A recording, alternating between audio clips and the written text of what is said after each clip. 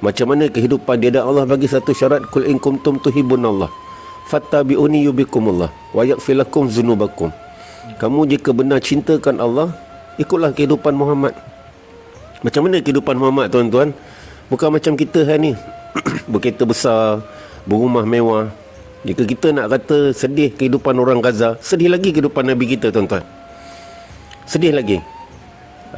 Macam hari ni tadi saya buat dan isteri saya kan, dia kata ada sekarang ni seorang ahli perniagaan membantu rakan-rakan artis yang sedang kesusahan. Ada anak dia kata rumah dia tak ada aircon, tak ada TV. Rumah saya dari 2006 tak ada TV, pakcik. Aircon pun tak pernah duduk rumah ada aircon.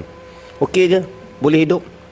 Saya akan sedih jika rumah saya, anak-anak saya tak dapat solat, tak dapat baca Quran, tak bangun tahajud. Itu yang kita sedih. Kalau kita nak bangga aircon, rumah orang kafir tak sembah Allah pun dapat aircon. Itu bukan benda yang perlu kita susahkan. Macam kita tengok orang di Gaza, mereka diuji macam tu, itu Allah dah takdirkan. Dan kita bukan sedih kalau mereka tak ada rumah mewah, tak ada banglo. Tapi kita sedih kalau mereka tak ada agama. Ada beberapa gambar kita nampak wanita-wanita di Gaza pun pakai tudung tak tutup aurat sempurna. Sama di negara kita. Jadi Allah nak jadi tarbiyah untuk kita.